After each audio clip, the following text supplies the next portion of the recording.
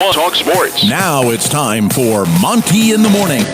Hey, yo, man, it is Tuesday, August 17th, 2021, on the Monty Show, and Joel Embiid got paid. Philadelphia is going to pay Joel Embiid $49 million a season. That's crazy talk. Who's the best big in the NBA? We'll get into that. We got to get into this BYU Utah situation. Really? You don't know who your quarterback is yet? It's the final week of fall camp, isn't it? I think so. We'll talk about that. The Utes are in the top 25. Should BYU be there? More money went out yesterday. Jake's all pissed off this morning now. I'm good. You seem very happy. I'm fine. Okay. We won't hear from Donald Trump today because Jake is we not will happy hear with me. from Donald Trump today. He's very angry. He seems upset. Anyway, point is, we have to talk about this Afghanistan thing. Hey, tweeted about Ron DeSantis and vaccines last night because amazingly, Ron DeSantis is no longer advocating for vaccines. He wants people to get the Regeneron monococcal nucleosis stuff. Bro, what are you talking about, man? He wants people to get Regeneron treatment that costs them $1,500 that their insurance doesn't cover and is not approved by the FDA. But he won't advocate 100% for vaccines, and he's 100% against masks. You know what I'm saying? Like, as usual, politics are driven by money. And this is the Donald Trump analogy. Okay, well, we're not going to put smoke detectors in the building. We're just going to have more firefighters standing by to put the fires out to save people. Like, hey, man. Anyway, we'll talk about it. You seem salty today, Jake. How'd you sleep last night? I asked you how you slept last night when you got to the crib. Yeah, I don't know. Anytime I wake up in the middle of the night face down on my stomach, it's not a good idea. It's not a good thing. So you woke up face down. Yeah, it's like, I'm not a stomach sleeper. I'm a side sleeper, and for whatever reason, I woke up on my stomach, and it just is. So my neck hurts today, and I just am. Did you use the massage gun? I didn't. Did you take some Advil? No. Are you going to do anything about your neck? Later. Well, I don't. You're going to take some Regeneron? Yeah, geez. That'll probably fix it. Why don't we start with NBA Center so that we can piss a bunch of people off and not just you? Edgar Garcia says, my freaking boys. Good morning, Edgar. eBay the Sofa Surfer says Gobert is the best big because he doesn't get hurt. Okay, we can talk about that. Joel Embiid got paid.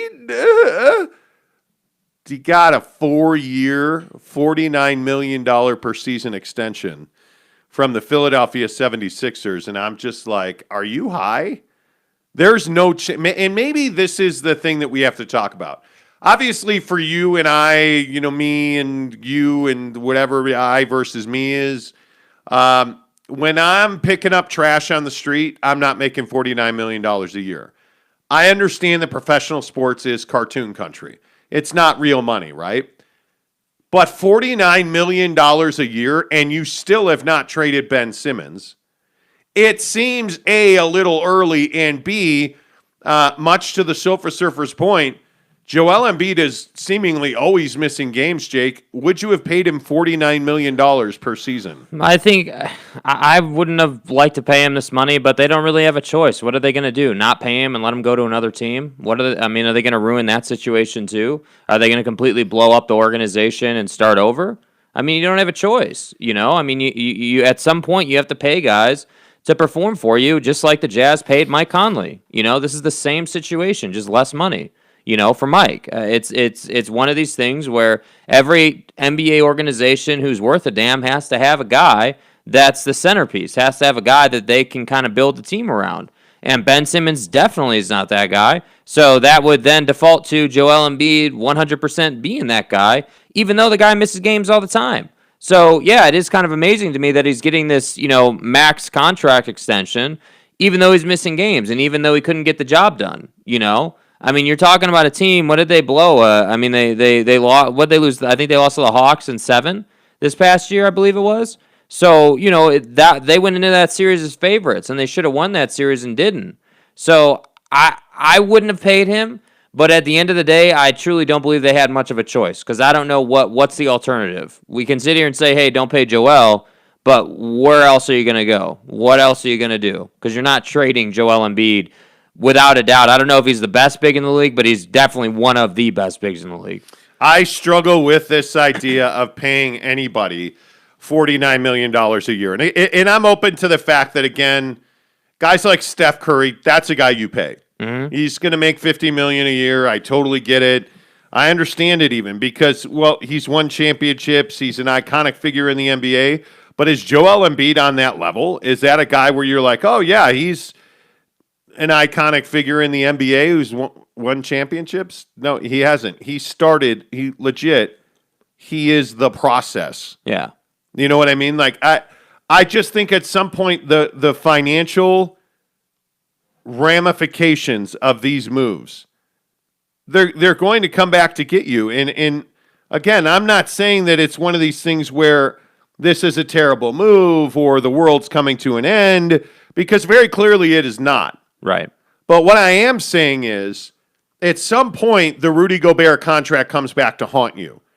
This is one of those deals where you're paying Joel Embiid $49 million a year. Are you telling me you're going to make it through the life of that contract and you're going to be happy about it? No way. No way. I mean, I can't even confidently say that they'll make an NBA Finals appearance through the life of that contract. I mean, there's just, if he's already getting hurt now at this age, what is he going to be when he's in his 30s? I mean, I can't imagine Joel Embiid playing till he's 35, So with this contract, I mean, at the end of the day,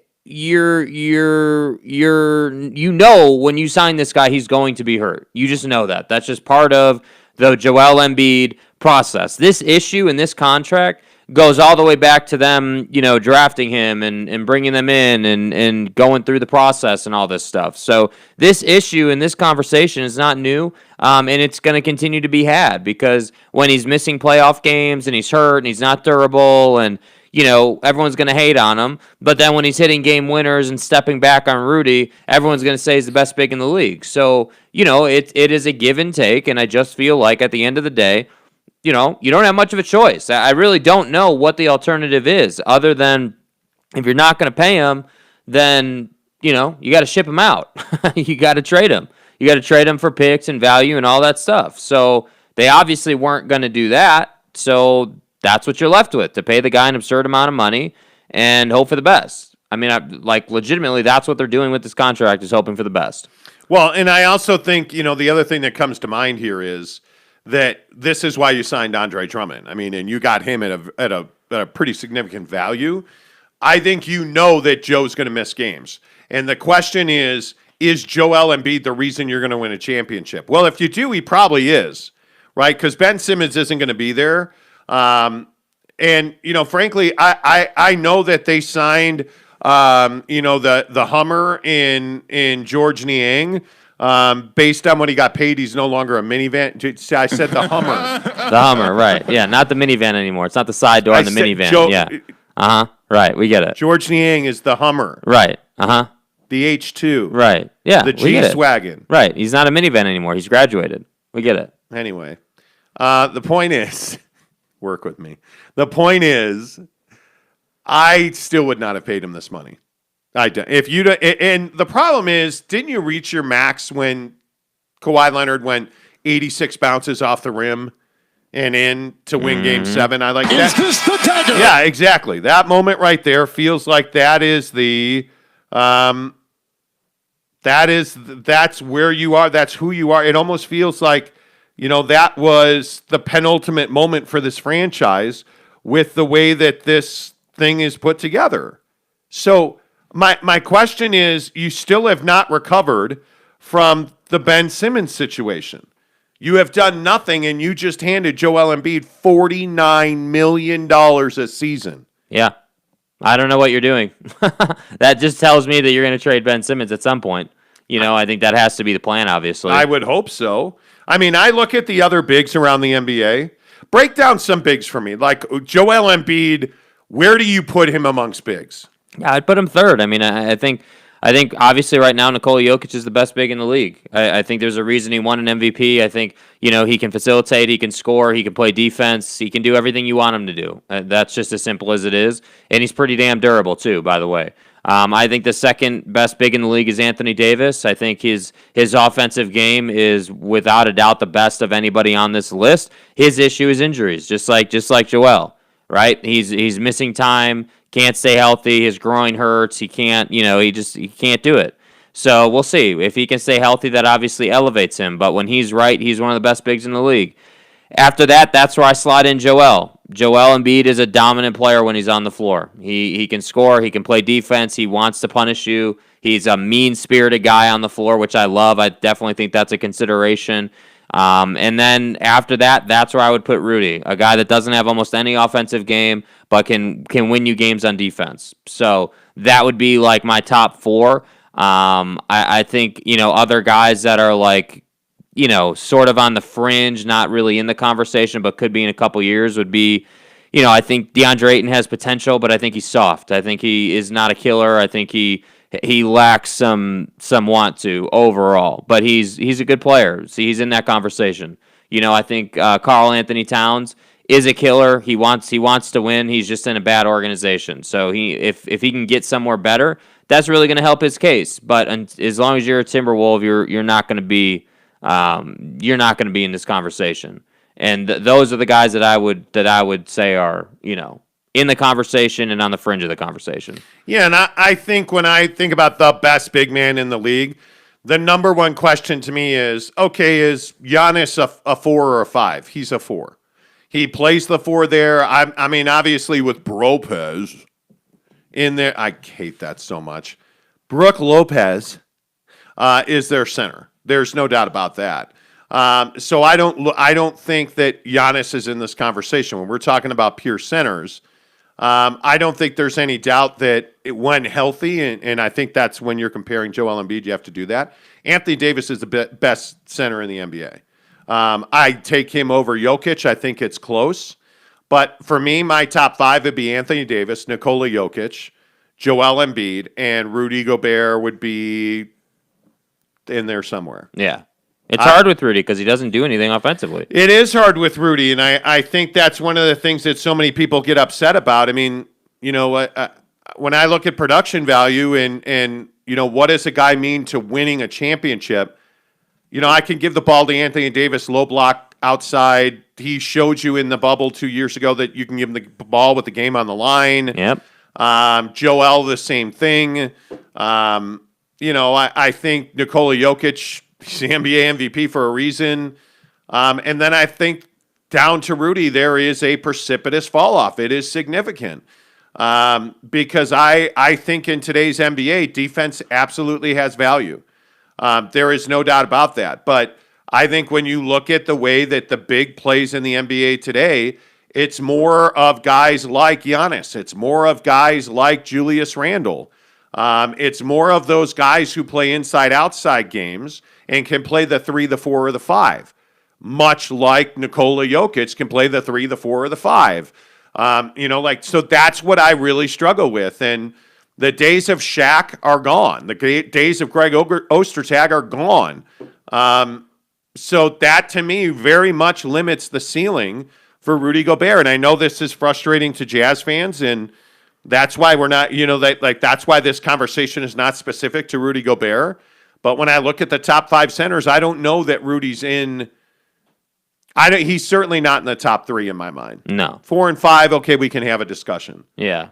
But top 3 is not. He's not there. I mean, when you can't even shoot the ball, you're not. I mean, his only offensive game is setting screens and rolling. That's it. There's not any individual game, and everyone's going to say, well, look what he did with France. Well, what did he really do? I mean, what did he really do? They threw it to him and he got fouled. Okay? He couldn't make enough free throws to make it worth their time. And they end up losing the game because they stopped shooting 3-point shots. And it's a tough conversation to have. I mean, if you look at the biggest contracts in the NBA right now, to put Joel Embiid in the James Harden conversation, in the Steph Curry conversation, man, that's awfully difficult. And I know that Harden has had a tumultuous couple of years, but in Brooklyn, he was unbelievable, and then he got hurt. So you paid him $40+ million to not play in the Eastern Conference playoffs. I look at Kevin Durant, who should be one of the highest paid players in the NBA. There is no doubt in my mind that Kevin Durant is worth that money. But I look at some of the guys that are getting paid at the top of the league, and I say to myself, well, yeah, Giannis is worth it now because he won a ring. You're paying that guy $45 million?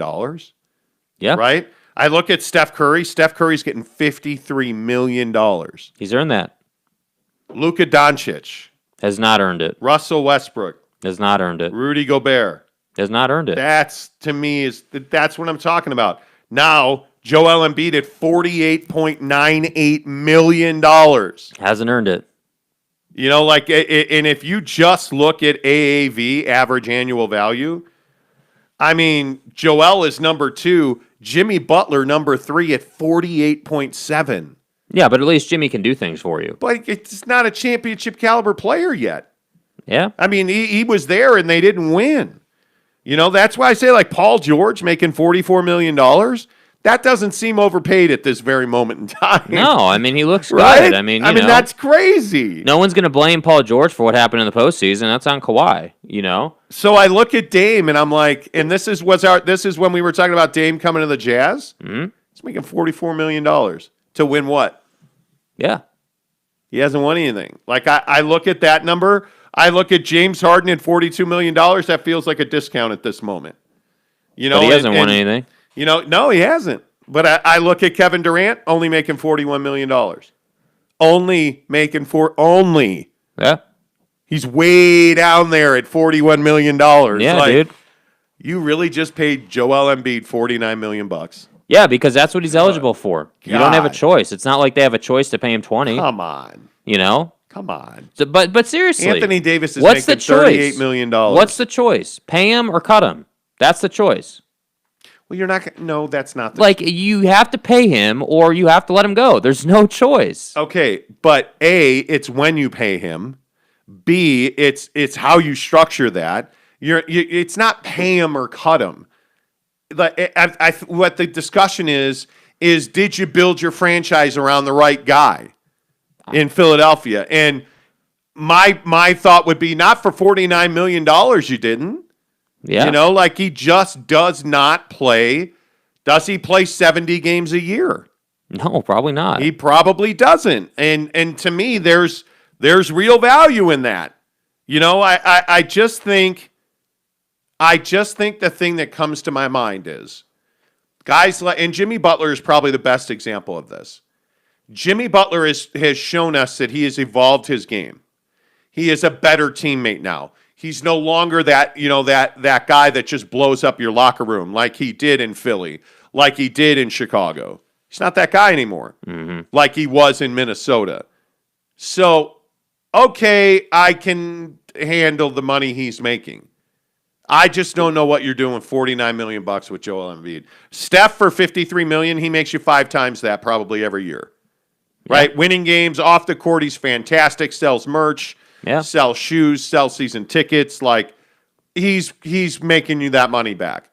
Joel Embiid, somebody explain to me how that guy makes you that money back. Like, does he win you games at that level? He's proven he doesn't. Does he sell season tickets? I don't know.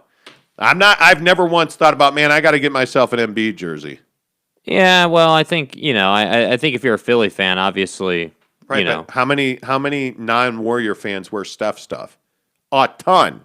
How many Donovan Mitchell shoes are? I had a kid walk up to me in Costco the other day wearing Donovan Mitchell shoes. Yeah, no, I get it. I'm just saying, I just don't to me, I just don't know what other option they had. That's the thing in this conversation for me. NBA teams get put in a position where, okay, we can sign this guy and overpay him, and be cool with him missing games, but be a postseason team, because that's what they are. They're a postseason team every single year, and that definitely makes them money.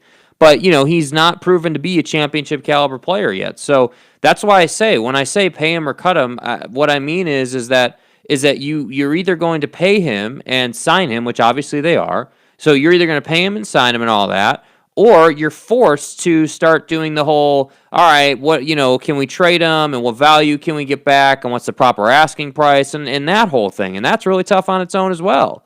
So it's like, hey, do you want to go to the playoffs every year and, probably not win a championship, but be a playoff team every year and kind of just that's who you are?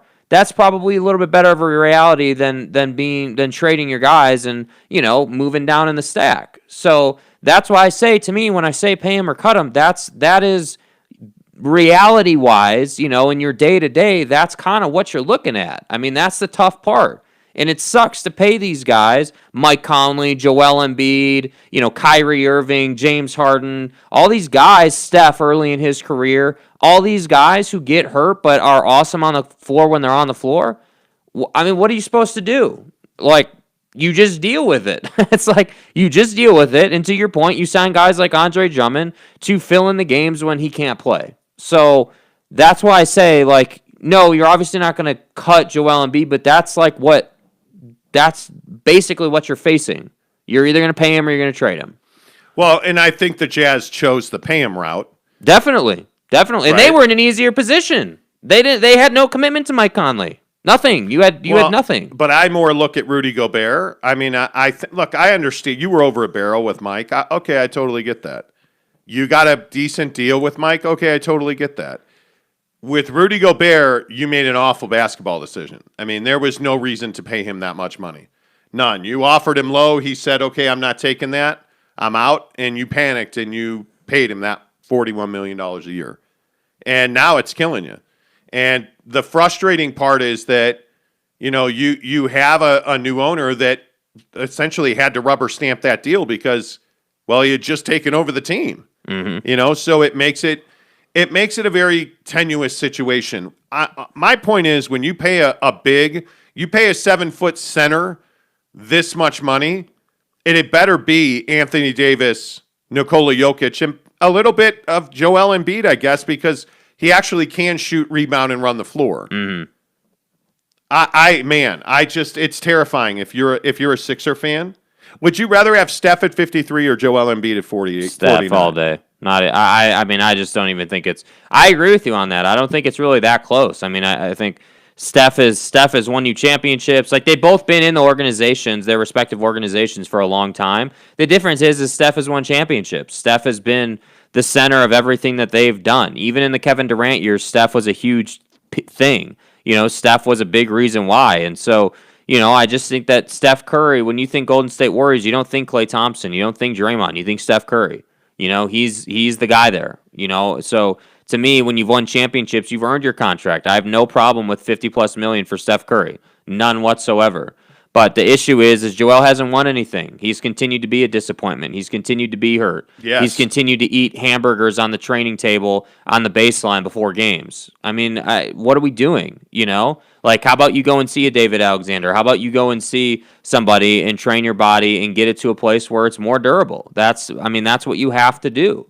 But he won't do it. So, I don't have any issues with Steph's contract. No, neither do I. It's just the conversation's just interesting to me. That's all. I think, when I look at some of the other centers, I mean, there aren't a lot of impact centers right now. Let's be honest. If you just take it by, AAV, average annual value, I mean, it's Joel Embiid number 1, Rudy Gobert number 2, Karl Anthony Towns, but seeing, like, Cat's a guy who I think has been invisible. Mm-hmm. And a lot of it is because he plays in Minneapolis. And I just think he hasn't, he has not been able to get over because that team's just not going to win. Yeah. In my opinion. Now, we'll see new ownership, what have you. But, then you fall down to Nikola Jokic at $29 million. Like Nikola Vucevic. Mm-hmm. I think he's a take it or leave it guy. I don't think he's a difference maker, in my opinion. Well, I mean, he has some nice moments, but he's not going to be the guy that puts you over the top. That's exactly right. Don't forget about Jared Allen, $20 million a year. Yeah, he got paid, dude. For a guy of Jared his Allen. stature, he got paid. Anyway, my point is it goes from the haves all the way down to the have-nots. It's Rudy and Joel. I mean, who would you rather have? Karl Anthony Towns or Rudy Gobert?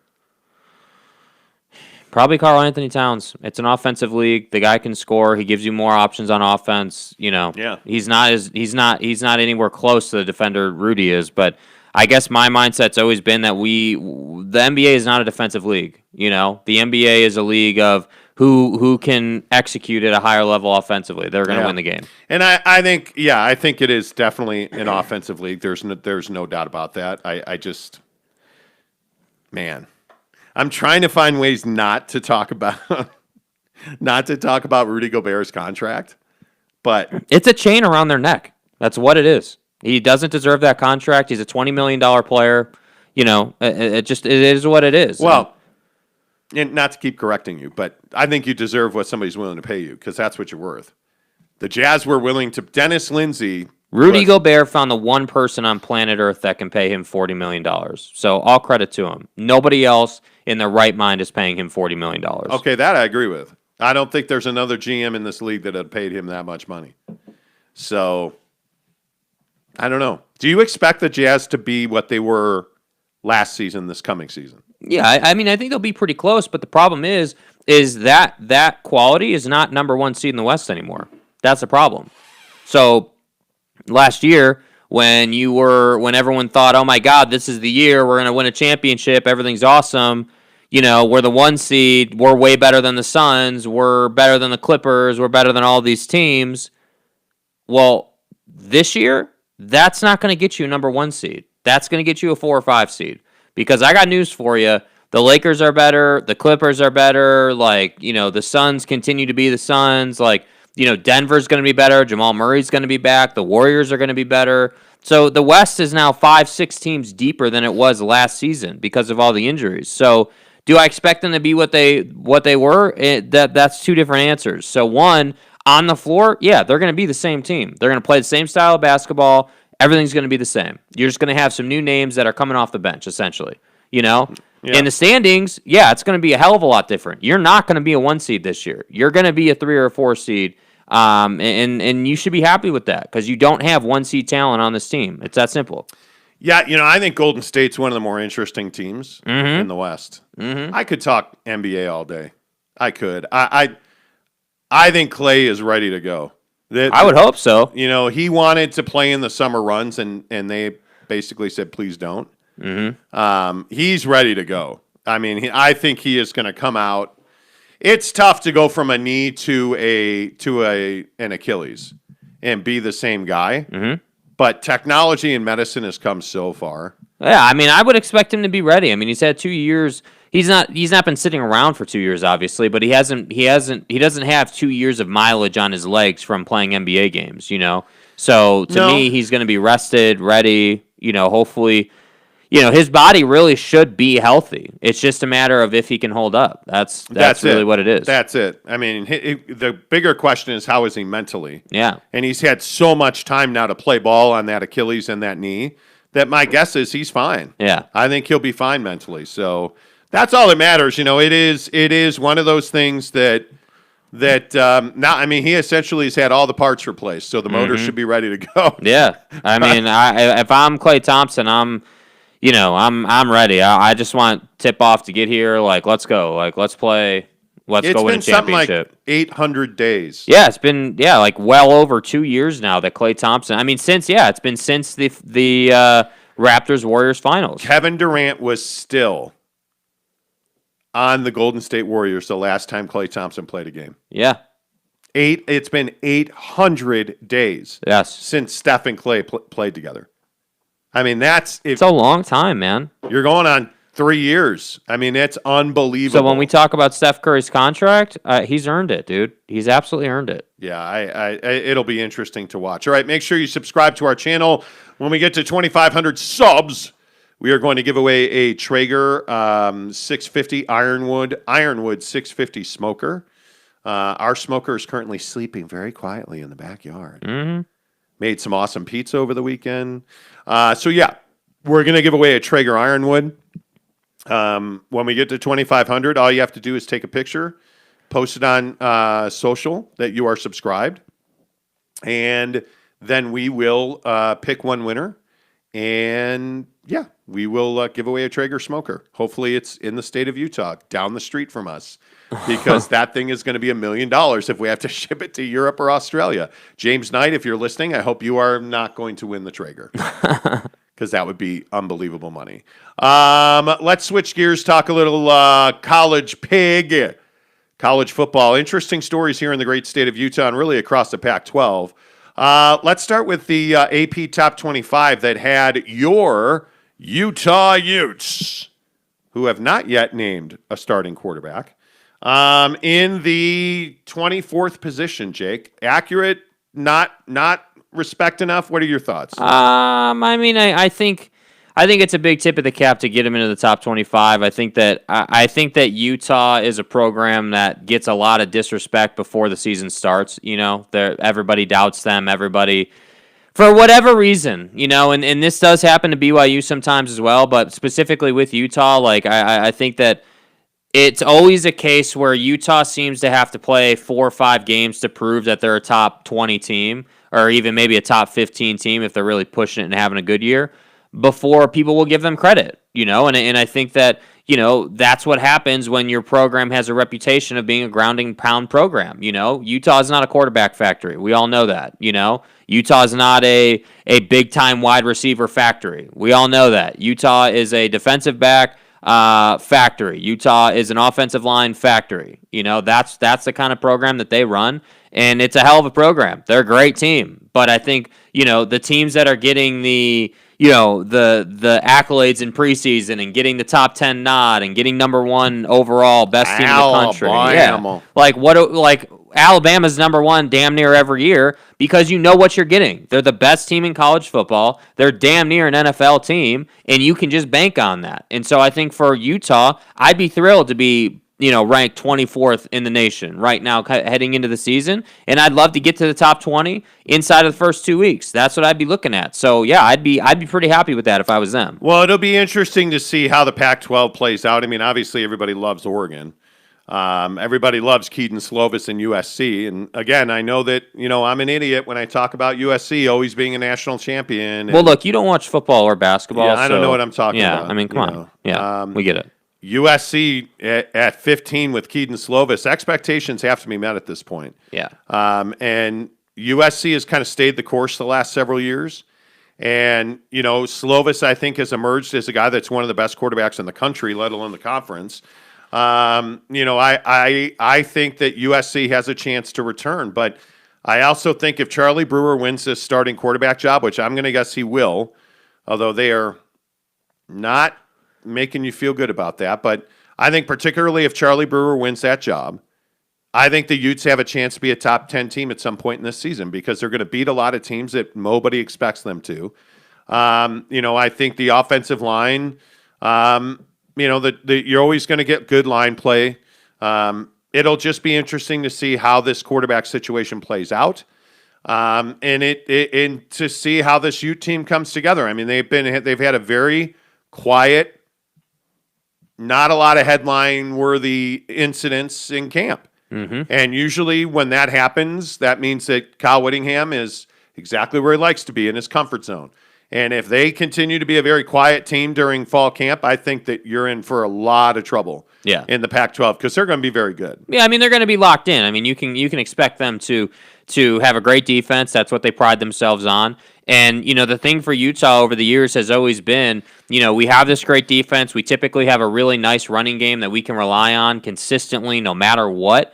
The problem has always been, whether it's been Travis Wilson or otherwise, whoever the name has been back there, it hasn't been good enough. It hasn't been close to good enough. You haven't ever had a deep threat. You haven't had, that's been the limitation of the program. So now, when you look at a guy who's transferring in from Baylor, who's got a cannon, who really should be able to make plays for you, and Charlie Brewer, you'd like to think, okay, if this guy, assuming, again, it's not official, but assuming he wins the starting quarterback job, you would think that with a great defense, a great running game, and now a capable quarterback, that you'd be able to go and do some things. And so for me, that's why I don't think we should just be crowning Oregon and USC as the teams that are going to win the Pac-12. Those are the pretty boys coming out before the season. But I think Utah has a lot of opportunity to come in and prove, hey, we're the most well-rounded team and we're the toughest team, which is one of my biggest knocks on USC. I think they're a soft team that plays in LA, that has a lot of talent, but can be had physically. You can intimidate them a little bit. So that's why I think Utah,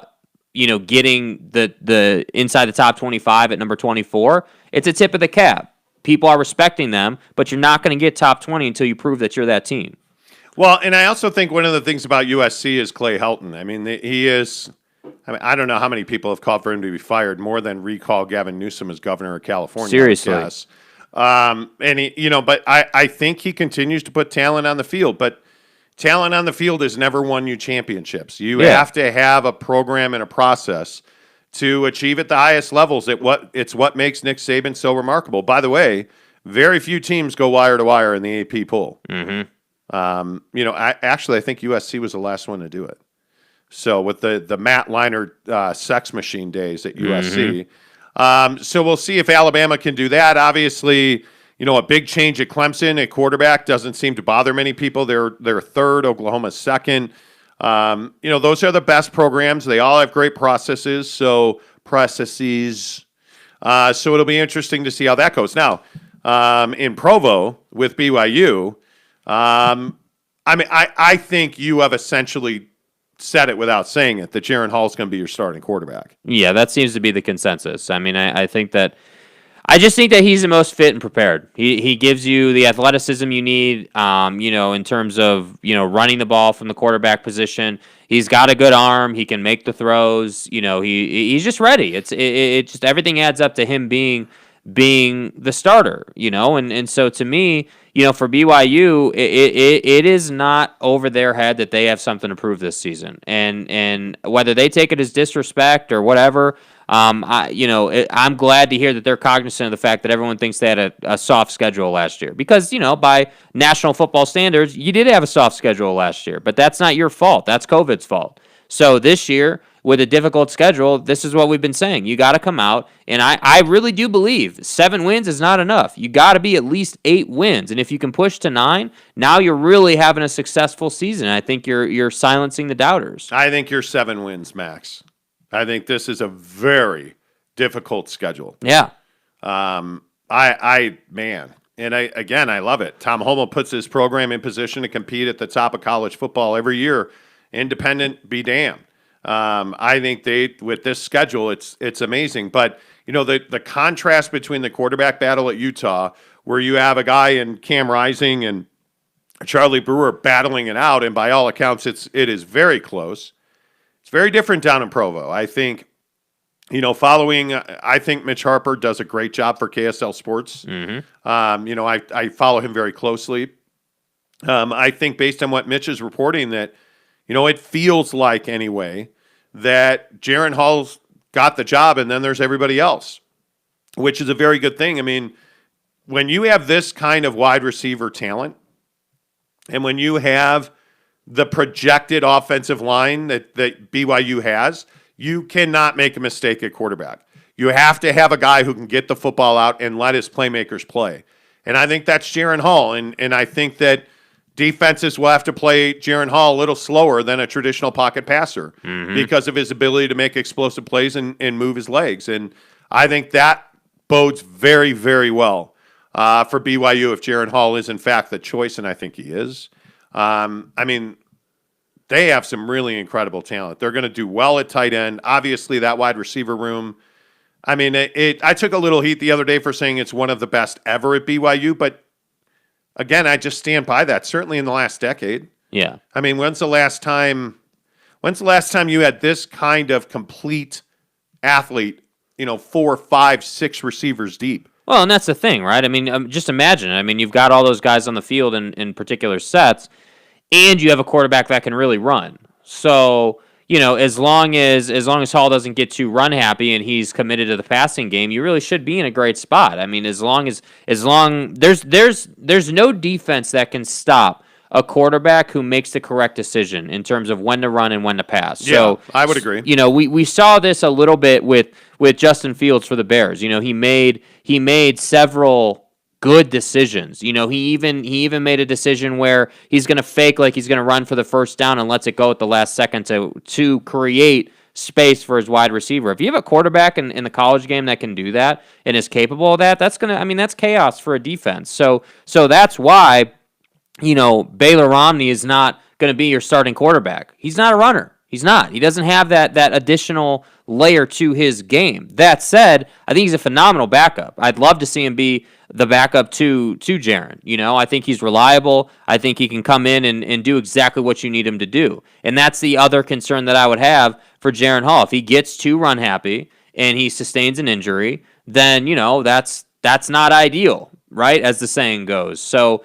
my point is as long as Hall stays committed to the passing game and stays committed to going through his reads and checking the ball down when it calls for it, he's going to be fine. It's just a matter of, can he stay healthy? And if he does, they should theoretically, they should be at least a 7-win team. Well, and you start looking at the depth that BYU has, and again, I would just simply point to the wide receiver room, and I think you look at Gunnar Romney, Pau, the Nakua brothers, Cosper, Jackson. Again, I still think tight end with Isaac Rex is a huge position. They need to be able to use the tight end these days in college football. I think the tight end continues to be important. But you have a guy in Dallin Holker that is an able number 2 there.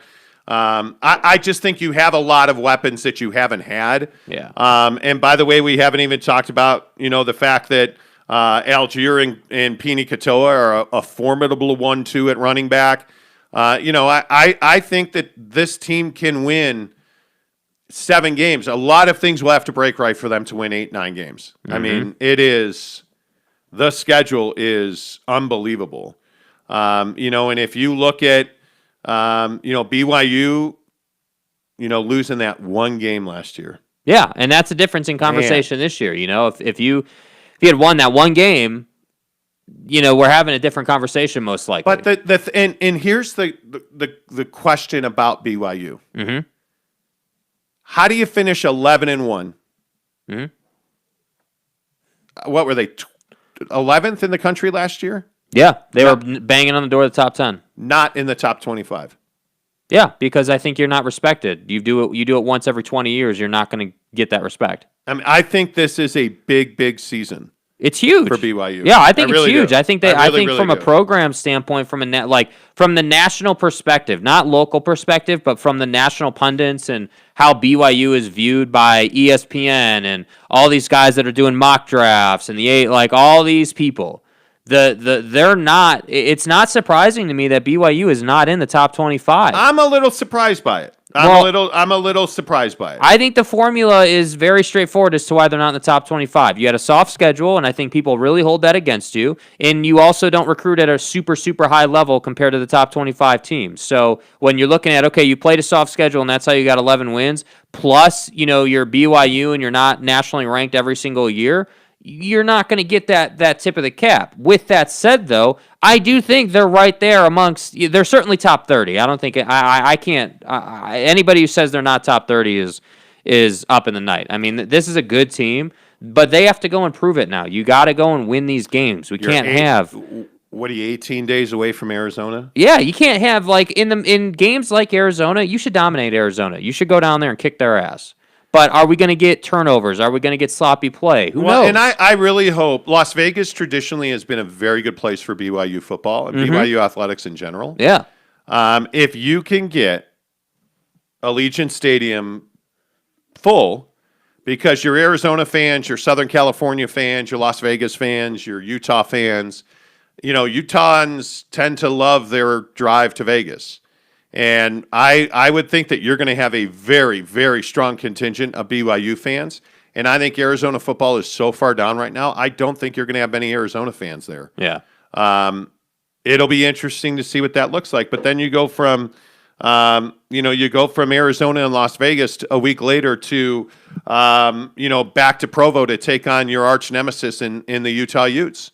Mm-hmm. And you're trying not to lose a decade straight of football games to another thing that's Utah. hurting you. You know, I think so. Another thing that hurts you. But then you turn that around a week later after that, and you stay home. But here comes Arizona State, the 24th ranked team in the country, or 25th ranked team in the country. Yeah. Another Pac-12 opponent. I mean. That's a game I feel like you should really be in, though. That's a game you should win. You don't leave the state of Utah again until October 16th when you go to Waco. Yeah. I mean, this is. And just projecting this out, I mean, I would think that you'll be 1-2 coming into the USF game. Mm-hmm. That USF game against the Bulls. You're saying they're winning, they're beating Arizona, they're losing to Utah, and they're losing to ASU. I think so. I think they can beat ASU. Yeah, I do too. That's going to be a very tough game. And I think Arizona State has a lot of issues in their football program right now. There's a recruiting scandal. They have several coaches away from the team because of it. I think, but that's a very good football team. That's a very fast football team. They're well coached. They have a ton of big-time recruits that are playing for them. That's going to be very difficult. I have to give the slight edge to Arizona State in that game. Okay. And so now the USF game becomes huge. And then, by the way, do you understand that you're playing Utah and Utah State in the first 6 weeks of the season? Yeah. I mean, this schedule. But you should beat Utah State. You should. Well, then you follow that. You follow that up with Boise. Yeah. Boise. But again, we have to if this team is legit. Yeah. That there are expectations. You will beat Utah State. You will beat Boise, right? You will fight to the death to beat ASU. You may lose that game, but it needs to be tight. It needs to be like, last possession, field goal, game winner kind of game, if you're going to lose that game. Yeah. We'll see. We talk about programs that have lost quarterbacks. Obviously, Trevor Lawrence comes to mind. Mm-hmm. Well, they're backfilling him with a stud. Yeah. And that's the difference. What is BYU replacing Zach Wilson with? I don't know. We'll find out in the Arizona game in 18 days. Yeah. Let's get some comments in here. I know I haven't read many today. I've already gotten my DMs from people saying, "Hey, how come you're not reading my comment, Dick?" You're pissing people off. I know. eBay the Sofa Surfer says, Jared Allen is so young. Lock the man up is what they did. For $20 million for Jared Allen and the Cavs. You're high. You're high. James Knight says, what's up, lads? Not a lot of noise on Joe Ingles. Trade deadline. The big date is October. Are you going to give him a contract extension? Are you going to seal your fate? You need to know. Are you going to seal your fate and give Joe Ingles an extension? Or are you not, which you shouldn't, and trade him at the deadline? Because I think that's what they're going to do. That would be me. eBay the Sofa Surfer says, Warriors get Ben Simmons. They are the favorite. He is a perfect fit, and man, him and Loudmouth on defense, damn. Yeah. Well, plus Wiseman. He's going to have to score. You got to, I'm telling you, you have to fix Ben Simmons' jump shot. It's not good enough to make that jumper in the spring anymore. Dick Wingett says, hey, jerky boys.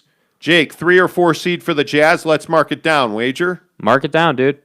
All right. When's the last time I was wrong on the Jazz? Yeah. Always. You don't watch Jazz games, so it's pretty amazing that you get things right. Casey Finlinson, are you guys seeing the Raiders are requiring proof of vaccines? Yes. Yes, and I love it. To attend a Raider home game, you have to prove that you are vaccinated. Wonder if that includes BYU Arizona. I would have to think so, because that's Raider staff working that game. Yeah. Sean Mirzinski says Clay Helton needs to be fired just because it's USC. He's a mediocre coach. That's just not what USC is known for. Yeah. Yeah. Yet he gets a pass every year. Every year, because they don't want to pay anybody else. They're paying like 17 coaches. Yeah, and that's my thing with USC. Like, it's all hype. When's the last time they were anything, dude? Like, when's the last time they were? I mean, seriously, if we're being really, really honest about USC, they haven't been anything. And maybe I'm wrong, but I don't remember them being anything since like the Reggie Bush days and all those regularly. Those. Well, they went through the scandals, so they had a decade of terrible football. Yeah.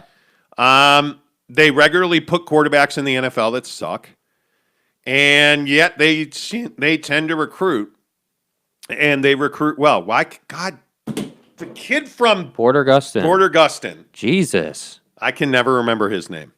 I can never remember the name Porter Gustin. Okay. They recruit well across the region was my point. Yeah. So they regularly come here to Utah and steal the best talent. But it's just, I think USC is one of those teams that, the need to dominate is there, but they always get the best talent. So I think this is the year for Clay Helton. We'll see. Who knows? Keaton Slovis is arguably the best quarterback in the country. Yeah. What? Nah. You're not a Keaton Slovis guy? Yeah, I need to see it still. Well, He's been all hyped the last 3 seasons, dude. Like, I'm telling you right now, they have track stars pretty much at every skill position. But and I don't disagree, but this is my thing. I hear this every year. Oh my God, USC's got Lamborghinis for wide receivers. Oh my God, they've got this great quarterback, and they're going to win the Pac-12. And oh my God, they come to Utah and steal the best recruits. Okay, great. So why don't they ever win a damn thing? Yeah. Why do they lose to Notre Dame every year? Like, they've struggled to travel well. I would agree. Clay Helton. That's my biggest struggle. Yeah. Mirzinski says Clemson's sophomore quarterback is a beast. Not much of a decline from Lawrence. Yeah, I agree. Casey says if this BYU team doesn't take it as disrespect and use it as fuel, they've missed an opportunity. I agree. I agree 100%. Totally agree. James Knight says off topic, but wondering which vax is best. Getting AstraZeneca tomorrow. Good luck. I mean, I would be getting the Pfizer if I were you. Yeah, if you have access to Pfizer, I'd be getting that. That's the best one, in my opinion, based on data. But the government's not shipping J&J anymore, it doesn't appear. Some people are saying, but we'll see.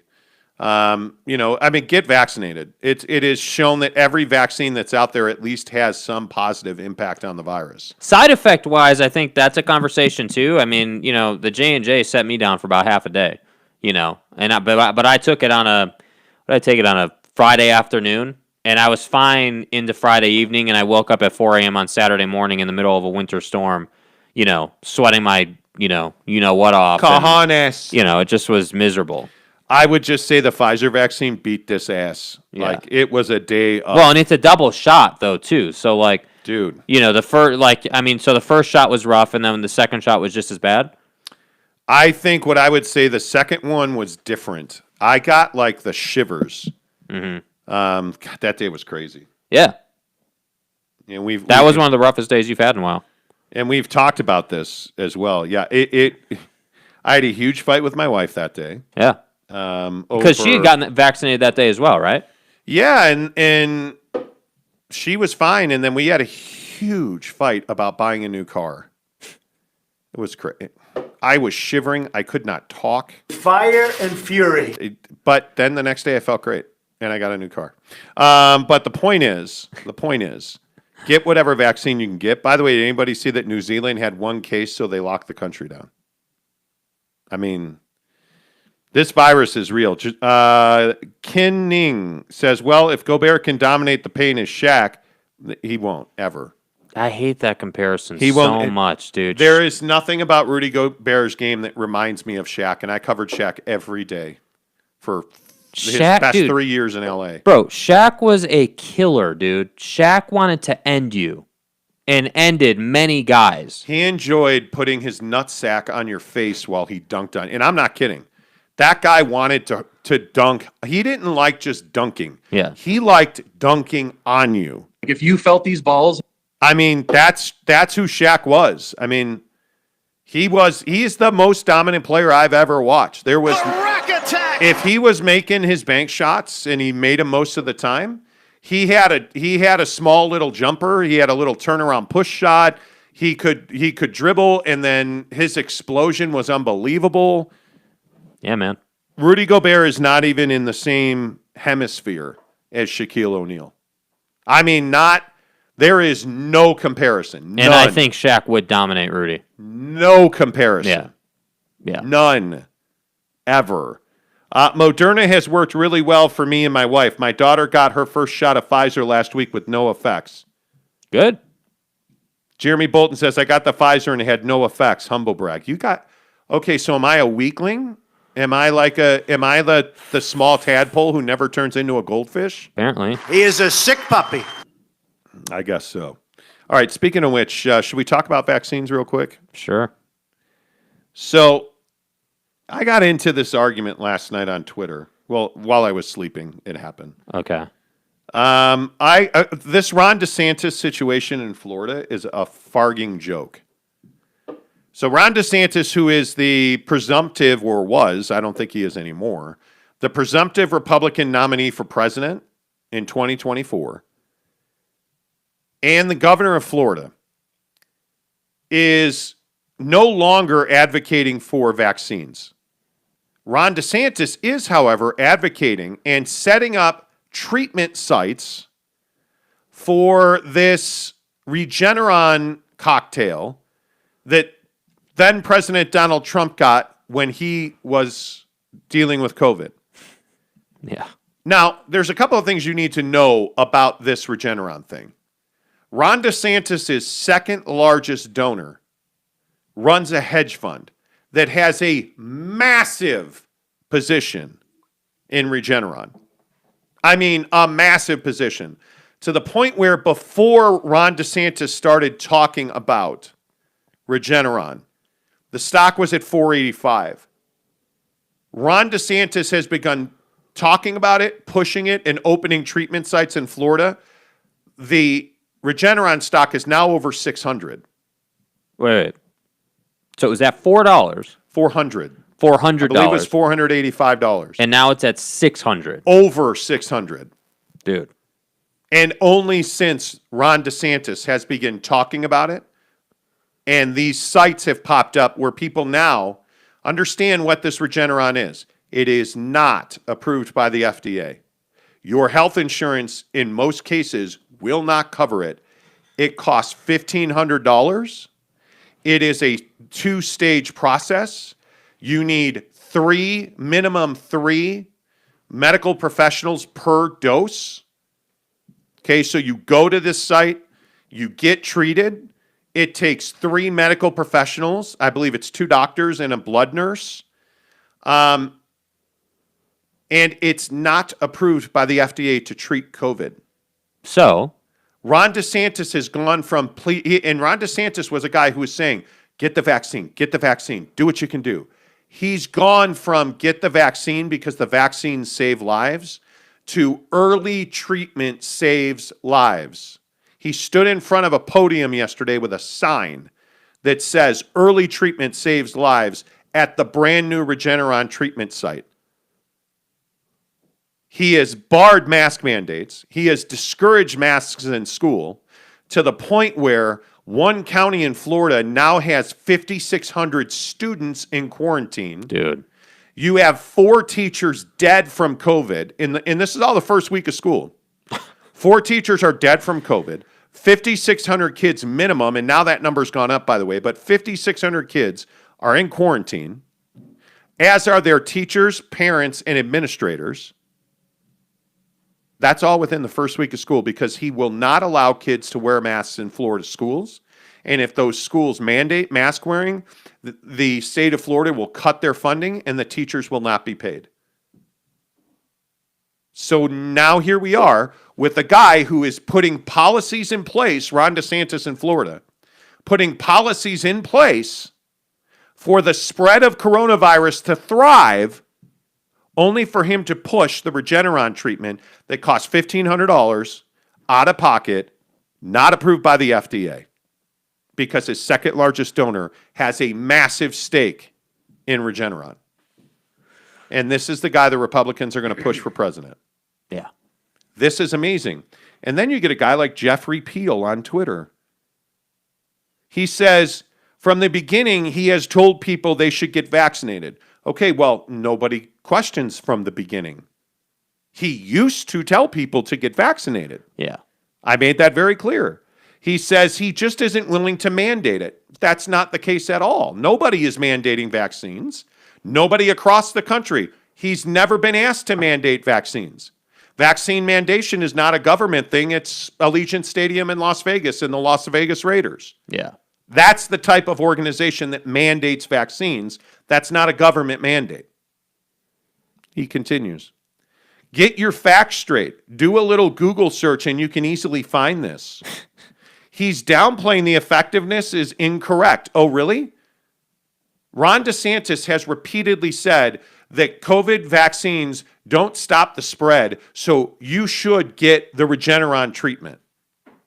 So he has absolutely downplayed the effectiveness of vaccines. I've tweeted 10 articles that have shown Ron DeSantis downplaying the effectiveness of vaccines. He also says if you follow science, then he's not saying anything that is wrong. What's science got to do with the fact that you're lying about what Ron DeSantis is saying? Yeah. Science is not the question. Ron DeSantis is only advocating for the Regeneron treatment that's $1,500 out of your pocket, not approved by the FDA. Your insurance won't cover it because his second largest donor, for a guy that's running for president, his second largest donor has a massive stake in Regeneron.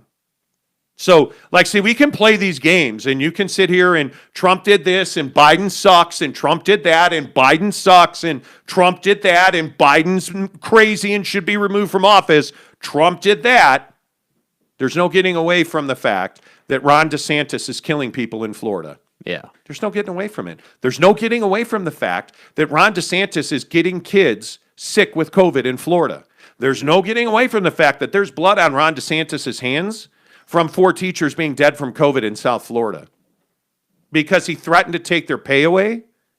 He threatened to stop funding their school districts. What do you think these people are going to do? Not work?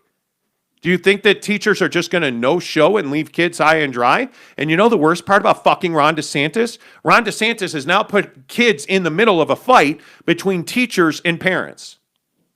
Meanwhile, the kids are going to school and 5,600 of them are now in quarantine because they may have COVID. In one district in 4 days in school.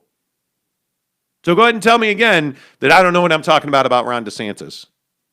It's embarrassing. And then this whole Afghan thing, this is mind-blowing. So everybody's blaming, Joe Biden, old Joe Biden. He's like one asshole senator yesterday was like, we should have him removed on the 25th Amendment. What, pulling out of Afghanistan? My God, absolutely a travesty. How could Joe Biden do this? All the Republicans, Joe Biden's incompetent. Look what he's doing in Afghanistan. So who made the decision to pull out of Afghanistan? Because guess what? According to Donald Trump, it wasn't fucking Joe Biden. It was Donald Trump.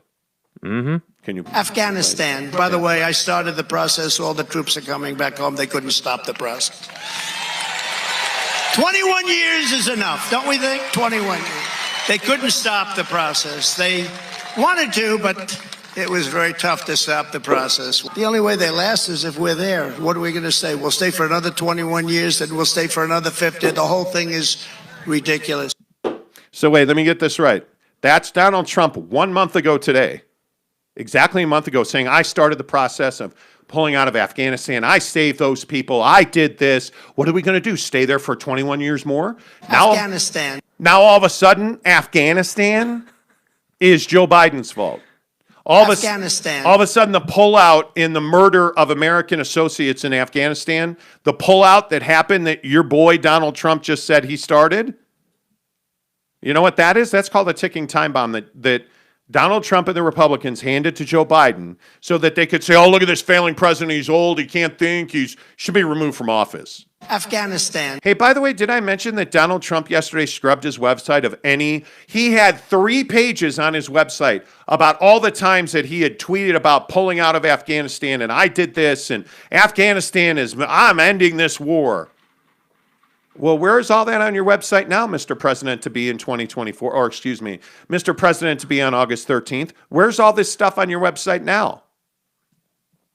Well, here's the truth. Is Joe Biden a good president? Not really. Has Joe Biden done anything that's been earth-shattering? No, not really. But is Joe Biden to blame for what's going on in Afghanistan? Absolutely not. Absolutely not. He is doing exactly what all Republicans and Donald Trump said that should be done. In fact, that started the process, but now all of a sudden it's Joe Biden's fault because we actually don't talk about shit in this country. We just blame the other side. Afghanistan. Hi. Okay.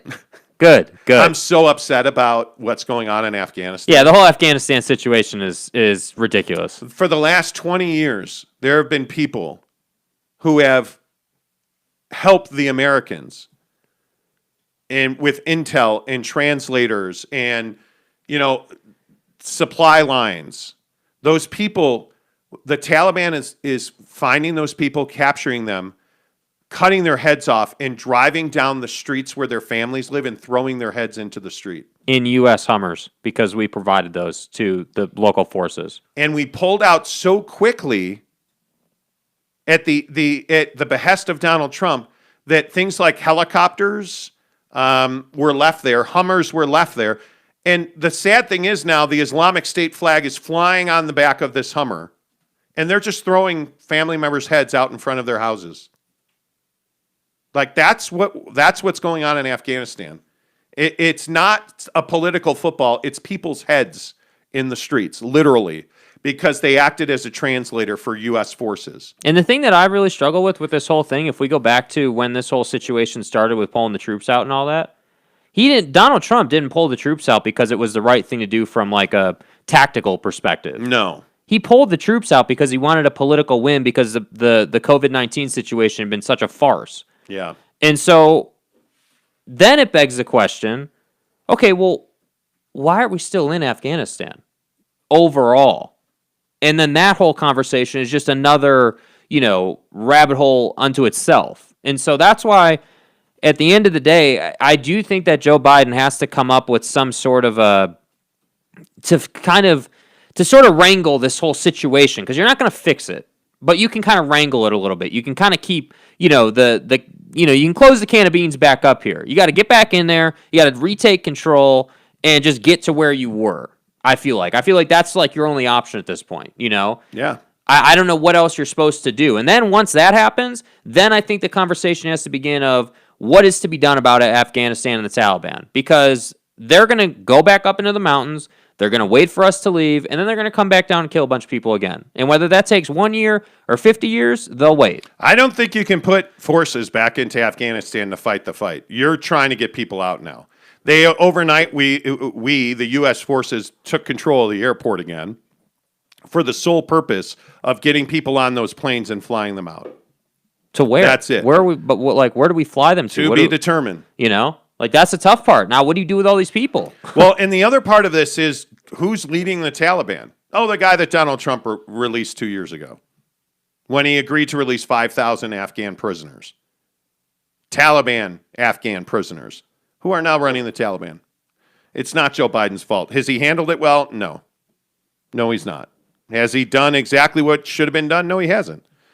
I mean, Joe Biden has been strictly a guy sitting in the Oval Office reacting instead of being proactive. And I don't know that you could have asked him to do something different. I don't know. I mean, where would we be if Donald Trump had gotten reelected? I don't even want to know. I don't even want to pretend to know. But when you look at the vaccine stuff, I think Joe Biden's done a decent job with vaccines and COVID reaction. He has done an absolute horrendous job being proactive on just about anything else. Yeah. I mean, and it's why I say, like, everybody's like, well, you're a Democrat, you're going to vote for Kamala Harris.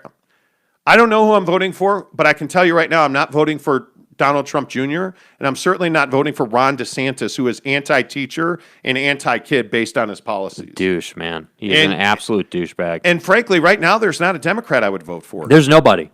There is not a presidential candidate, on either side that I would support. It's embarrassing. There just isn't. There's not. And, like Richard Wingate said, you just lost a listener. All right, peace out. Cool. Bro. See you later, dude. Cool. Be well. It is what it is. Brylark says, I missed the show. Just wanted to drop in and say have a great day. What's up, Brylark? He said the video of people falling off that military plane midair is absolutely gut-wrenching. Dude, you think about this. It's terrible. You held onto that plane. You were so desperate to get out of Afghanistan, the place where you grew up, your home, that you held on to a military plane, and you were so committed to holding on to that plane, it got to a point where you were physically forced off the plane by the turbulence, and you died. And those people at the airport, at the Kabul airport, were fleeing over that fence. You saw those people jumping over that fence, and the one guy got impaled over the fence because the Taliban was chasing them to kill them. And they had been throwing people's heads in the street, killing their families because they worked for the U.S. government. It's chaos. And here we are. I mean, and you have a massive cargo plane taking off and people falling off and out of the cargo plane. I mean, and maybe this is just me, but when I first saw that video, specifically the part where, those people, you can see them falling from the plane in the sky, the first thing I thought of was the people jumping out of the building on 9/11. Like that level of desperation. But you know what I thought of? If we had proper military personnel on the ground there to evacuate people, we probably would have killed half those people. I mean, when you see Afghani adult males running at your fence line, and you're holding an M16, you're a 20-year-old what choice do you have? holding an M16. What are you going to do? Yeah. Well, I'm going to shoot some people running at me because we've seen body bombs and That's the other problem. You don't know who's the enemy and who's just a regular person. That's why I've said about Afghanistan and largely Iraq, and I guess we needed Iraq, whatever. Afghanistan. I don't know what we're doing there. I don't know what we've ever been doing there because now China and Russia are going to go and fill that hole. I guarantee it because you tell me that at some point the Taliban is not going to be recognized as like the official government of Afghanistan. How are you going to feel on that day? Good luck with that. Afghanistan. Giggity says that video was crazy, but they should have never been that close to U.S. assets. Totally agree. It cost us less money to build new Hummers and equipment than to ship it back. True, Brylark, but I would love. Yeah, I but would the love image to, of that, though. And you need to destroy the assets Dude. you leave on the ground. Bro, the image of the Taliban sitting on a U.S. Hummer? Come on, man. And the problem is we gifted a lot of that equipment to the Afghan military that's now no longer in place. Yeah. They all completely disintegrated. Yeah, they the Afghan police force gone, the military gone, the president gone. And that's the problem. They don't follow the trouble is as Americans, we follow rule of law, we follow the Constitution and government and everything's organized and we at least have structure. Yeah. Over there, they're following, a large majority of them are just following religion. That's what they believe in. That's what their life is. So the idea that the Afghan, the air quotes, huge, super big, bolded air quotes, Afghan military, that was never a military. That was dudes who were trying to make a difference while they could, and once that collapses, they're going right back into where they came from, which is the Taliban. And that's the problem. I just don't know what Joe Biden could have done different here. Oh, I don't think there's much he could have done different. I do believe as president, though, that when you're because I think ticking time bomb is the exact right verbiage. He was handed a ticking time bomb with this whole situation. So the question is, are you going to sit back and sit on your hands and just kind of wait and get videos of people falling off planes? Or are you going to play offense? And you're going to go in there, you're going to dominate the landscape while you're there, you're going to dictate what's going to happen, and then you're going to leave. And you're going to and the plan by some pundits is they're going to create a 5-mile barrier around that airport. Mm-hmm. And they're going to clean out everybody. The other problem that you don't realize is we have diplomats that are hiding right now in Afghanistan because the Taliban is there looking to kill anybody that's American or related to the American effort. It's not optional to just leave it sitting there. That's not an option. No, it's not. Yeah. Yeah. Exactly. eBay says China always fills the hole. They always do. Yes, they do. Can you imagine if one of those people had suicide bombers and blew a hole in the side of a plane while killing hundreds of people? Giggity says, yeah. And that's a legitimate concern. You have to worry about that. And the only thing I've truly ever agreed with Donald Trump on that he said was we have to stop going to other people's houses and fighting wars. Yeah. At some point, we've got to stop going to fight over oil. Let's stop killing the earth and stop spending our money, the billions and trillions we fight for oil, and get into renewable energy. Get into platforms and systems that don't rely on Saudi oil. Yeah. Let's stop killing national parks by drilling for oil and let's come up with renewable energy. It's fascinating. Yep. Will you guys get the booster shot? Well, you know what? 8 months after you get the vaccine, you can now get a booster shot. Unless you took a J&J, right? Yeah, well, nobody with any kind of intelligence took the J&J shot, Jake. Afghanistan. But what I'm saying is, as soon as the booster's available to me, I will take it. I will. I want to live my life. Are we clear on that? Yeah, I want to live my life. The Foo Fighters are playing Europe next summer. I want to be in Europe watching Foo Fighters.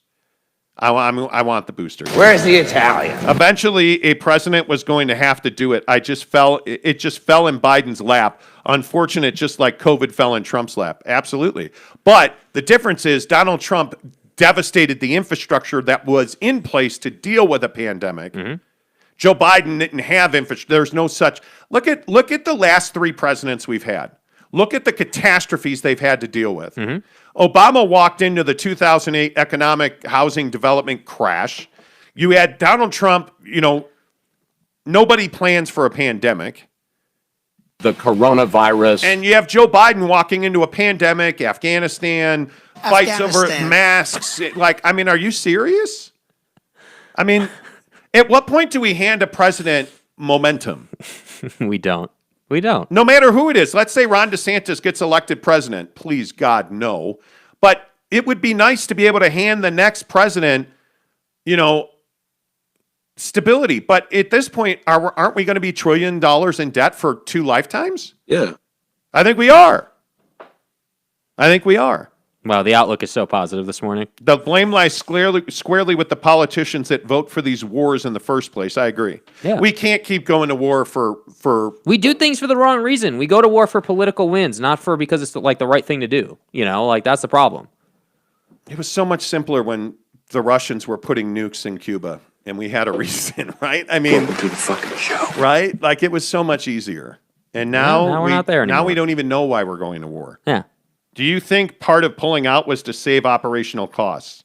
I don't. Wait, was that about someone here, or was that a military question? Yeah, well, you know what? I think this infrastructure package that was passed. You got nothing for me on that? No. What does pregnancy have to do with this? Afghanistan. Oh, no? Well, I'm sure we made babies in Afghanistan too. But anyway, my point is. I think that's HIPAA. I don't know if that's HIPAA. Is that HIPAA? That could be HIPAA. I think it is. That drop works everywhere. Anyway, the point is, I think the infrastructure bill played a part. Sure, absolutely. Yeah. I think there were some compromises that infrastructure bill, I'm hoping, was the first time we've seen the door swing open a little bit, so that Chicken Neck Mitch will actually work with the Democrats, because that guy has stood in the way of so much. Not that old lady Pelosi has done great things either, because, well, she hasn't. But we've got to get our mainstream, infrastructure in place. And I mean serious tax reform that puts money back in the pockets of Americans. And I don't mean, the billionaires. I mean average Joe American. We need help. We've got to stop paying people unemployment to sit home now. We cannot continue to do that.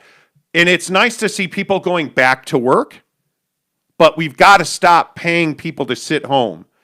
Uber, there was a report the other day about Uber is at a critical job shortage because they can't find drivers who will come back to work. So the report was about Las Vegas and the fact that the transportation system in Las Vegas has swung back to taxi cabs because Uber cannot get drivers to come back to work. Yeah. So the taxi industry it's a problem, dude. Is resurgent. It is a problem. It's resurgent. Yes. And to me, that's an exact. You always get cause and effect out of things like pandemics and wars. Yeah. What's the cause and effect of the pandemic? Once it's over, you'll know. But how many? Hawaii is devastated by the pandemic. They need you there. They don't want you there, and they're making it difficult for you to go there. But then their lands are failing, because they don't have the money. The farming industry in Hawaii is devastated. The coffee industry in Hawaii is struggling because they don't have labor to harvest their crops. They can't sell it as much as they needed to because they're not allowing people to relocate and live in Hawaii right now. Yep. It's crazy what's going on around the world. And then there's the electrician who charged us $1,000 to do work in the house yesterday. You know, He's living well. It's been an expensive week. I put out like $4,000 yesterday. I like paid a landscaper. I paid an electrician. My wife got her nails done and wanted a massage. She didn't actually. Like this was an expensive couple of days. Right. My wife did not get her nails done. She's currently glaring at me. She did get her hair done, but it's fine. Do you know how expensive balayage hair coloring is? No, how expensive is it? Don't ask. It's $100. Well, you're single. Why do you care? Anyway, the point is, between meal prep and the electrician and the landscape, this has been an incredibly expensive lifetime. Yeah. This last week and a half has been an incredibly expensive lifetime. Mm-hmm. I need a tax check. You've Anyway. thrown our budget a little out of whack. Yeah. Anything new from 305? Nothing. Anything new from the benefits? Nothing. Nope. Okay. Nada. It's all quiet. Are you worried that you'll have an overdose of testosterone in your system because it has no place to go? No, I don't think so. Okay. I think it'll be fine. All right. By the way, we're going to the barber Saturday. Yeah. I think we found our barber. Yep. 11 I'm o'clock- excited to see, dude. 11 o'clock on Saturday. Yeah, I'm excited to see him. Eating well. Yes, we're working out again. Oh, did Tim Tebow get cut? He did, yes. Wow. It's over. Thank you, Giggity. Yeah, It's over. it's over. All right, play the music because I have to go to work. Okay, I got to go. get to the music here. Yeah, anytime you're ready there, Yeah, kid. sorry. You have one job. Yeah, I know. God bless our troops. I'm so thankful for the people that have the courage to join and who are currently flying cargo planes full of humans out of Afghanistan. Think about that. Think about that. Tomorrow we'll try. Can we maybe tomorrow we take a day off of COVID and politics? I mean, we It's can make up. always We the can lead make story. up It's flowers and a hot roses. dog a sandwich? Yeah, I mean, we can make up fun stories if you want. I mean, We can. yeah. I just remember fighting with my wife and shivering on that bag. Somebody was asking me how bad the shivers were. Horrible, on the vaccine. dude. It's oh horrible. my God. It's terrible. I could not control my jaw. It was terrible. I'll never forget that. Get your booster shots. Until tomorrow, say goodbye, Jake. Goodbye, Jake.